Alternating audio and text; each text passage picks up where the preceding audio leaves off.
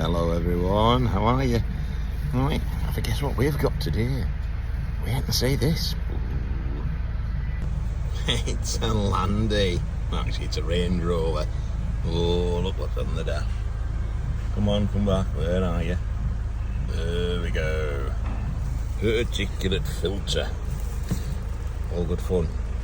So what we're going to do, just doing a bit of a global scan. It did have a fault with a temperature sensor, so it's had that replaced, but it's been left with an accumulation code.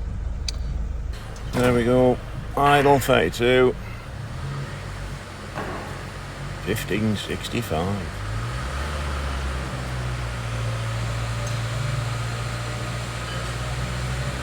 2000, we're topping out at about 100, 110.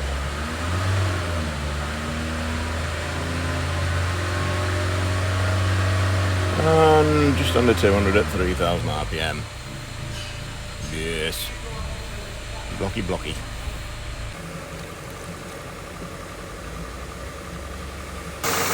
Right guys, here we are, we've got the Range Rover going into it clean. Just have to switch it on. We'll do it in a second, but there we go, just trying to show you at this point. Yeah, put it into it, there's an airbox out, two goes off, and it's going to be I'm going to run about 30 RPM. I'll just switch it on, you'll see the bottom gears spin around.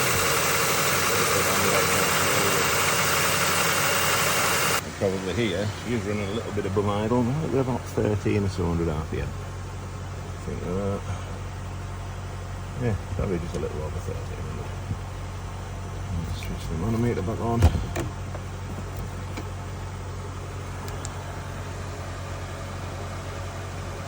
60 millibar. We've completed the air intake clean and we're just starting to increase the temperatures in the DPF, so you can see there that we now run up to about 245 on sensor 1, so we'll just carry on manipulating those and then we'll get the DPF clean. So we've got the DPF temperature increased, so I've just slowed it down a little just to keep it under control, and we'll come back and we'll see it again in a couple of minutes. Sort of slowed almost right down. She's up to 633 in the DPF, and you can see obviously a big differential between the rest of the temperatures, so we'll keep an eye on that. You can see the bottom line there, the pressure's gone up, which actually happens, that's a combination of the chemical and also the heat, because as it gets hot it actually restricts and creates a little bit extra pressure. There we go. So there you can see the top line highlighted. The sub mass is actually reducing. See a bit further down, you can see the temperatures we've got. We'll just keep an eye on everything.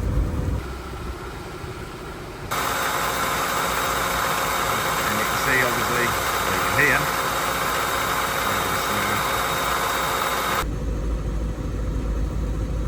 So now you can see we're down to 32 grams and dropping like a stone. Once you've got DPF sat actually at 750 degrees.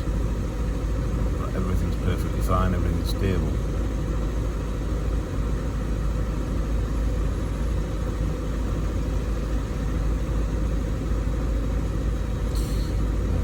See now, I can see on the manometer, the pressure is just starting to drop drastically. It's gone from 115, we're down to 50 now, and you can see there we're already 29 grams of soot. There we go. A few minutes later, we're down to 14 and a half. So we're now running, we're down at 24 millibar. Letting everything cool down. You just obviously do that as a gradual process. So do it nice and steady. And we're still running at, where are we at? 17,500 RPM, and we're doing 23 millibar, 23, 24. So pressure's still coming down. Obviously when we return to idle and everything's cooled down, we'll have a true reading.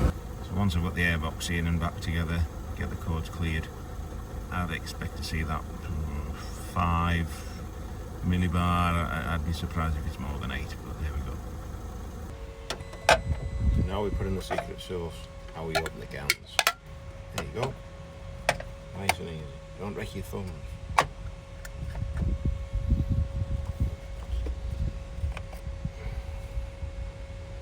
shoot she goes.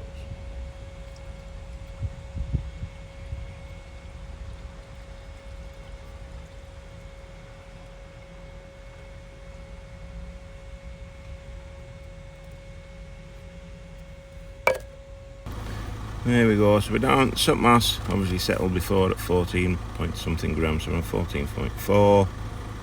The DPF pressure sensor relates to the manometer, so we're happy with that. There we go, measured sub mass 0 grams, so obviously a little bit incalculated still. So what it'll do, probably just next time it does its own regen, it'll just find its own level, it'll settle itself down and be happy there. So quick look at codes, and no codes present. Quick look, take it up to 15.5 RPM. Perfect. 2000.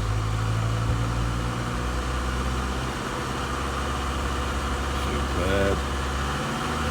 2.5. Oh, fun. Bloody fantastic.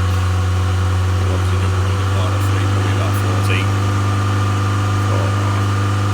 You'd think I've done this before, wouldn't you? 41, 42. And back down to idle. 7 and 8. There we go. Super job. Right guys, there we go. Lovely job for the DPF, unfortunately. Not sure if you'll hear it on the mic, but as most people will realise and know these engines, it sounds like you've got a timing chain ready to be done. But there we go, no lights on the dash. There we go, 71,000 mile.